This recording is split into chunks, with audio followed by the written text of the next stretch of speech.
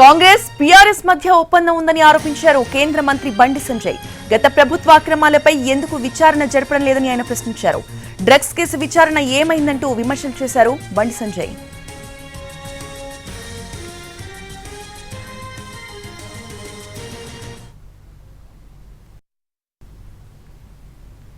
Phone tapping case Congress party ప్రభుత్వం వచ్చి ఏం చేస్తున్నది?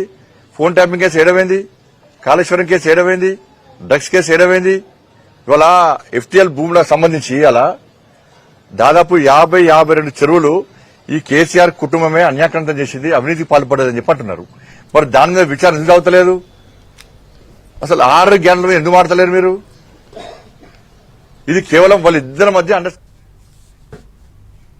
ఓవైసీ కాలేజ్లో ఒక ఫ్యాకల్టీ ఉగ్రవాది ఉన్నాడని అన్నారు కేంద్ర హోంశాఖ సహాయ మంత్రి బండి సంజయ్. ఓవైసీలకు ఎంఐఎంకి ఉగ్రవాదులతో సంబంధాలున్నాయని అన్నారు. వారి ఉగ్ర లింకులపై తమ దగ్గర పక్కా ఆధారాలున్నాయని చెప్పారు బండి సంజయ్. నీ కాలేలా హిజ్బుత్ తహరీర్ అనే ఒక సంస్థ ఉన్నది, ఉగ్రవాద సంస్థ. దీన్ని విదేశాల్లో బ్యాన్ చేసినాయి. దాని లీడర్ నిన్న కాలేలో దొరికిండు. నిన్న ఎక్కడ స్పీచ్ ఇచ్చిండో అదే కాలేలో ఫ్యాకల్టీ ఆయనే. పోలీసులు ఎఫ్ఐఆర్ చేసి పట్టుకపోయినా లేదా? మధ్యప్రదేశ్ పోలీసులు కూడా వచ్చారు.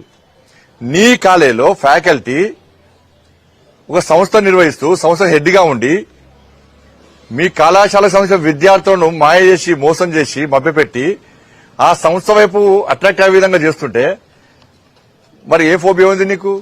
పక్క 100% వీళ్లకు పెంచి పోషించడం. వీళ్ళు ఓల్డ్ సిటీ అని మాదన్నది ఎవరు? వాళ్ళ పర్మిషన్ తీసుకొని రావాలన్నది ఎవరు?